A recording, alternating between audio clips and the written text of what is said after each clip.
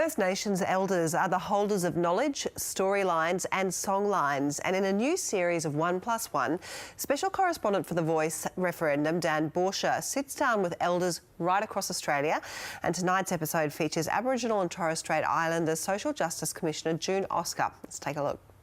You have spent your life fighting for equality for Bunuba people, for all Indigenous people in Australia.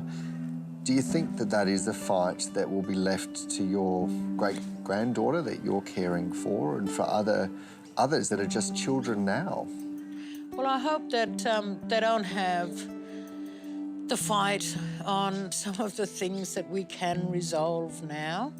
I hope that they don't have to fight, that they can enjoy what this country and the world has to offer, that they can experience non-discrimination, that they can experience the freedom of that.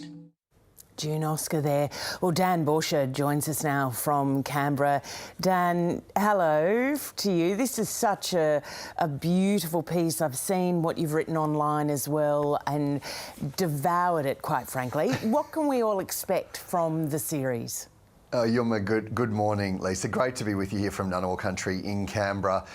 We can really expect to be taken on a journey into the hearts and minds of elders right across this nation, there on the ancient Bunuba lands in the far north of Western Australia. June Oscar shared her thoughts. She was talking about that fight, but she also takes us through that intrinsic connection to country and as Mads was mentioning, the songlines, the storylines, those pieces that connect Aboriginal and Torres Strait Islander people to country.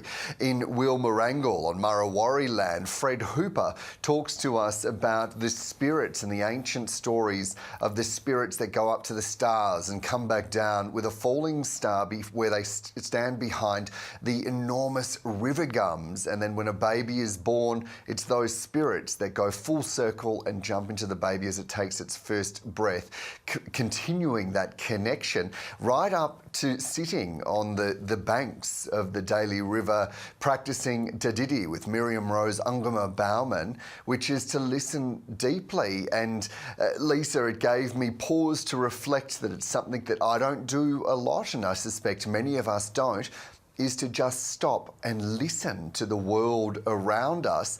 I've been so struck by the generosity of the elders to share their stories, their perspective, and that wisdom that has been passed down through tens of thousands of years to be shared with me and ultimately with all of us as Australians. And as we're having this debate this year about politics and a referendum and a voice to Parliament, it was really important for the team and I to be able to create a space to hear from those that are connected to the longest continuing culture on the planet from so many different Aboriginal and Torres Strait Islander nations. And it was a bit of a thrill also for me to be able to read about a friend of News Breakfast, Ian Hamm, and his history. He only found out when he was 18 that he was part of the stolen generation. So there are so many wonderful stories to come. What did they have to say about the voice to Parliament?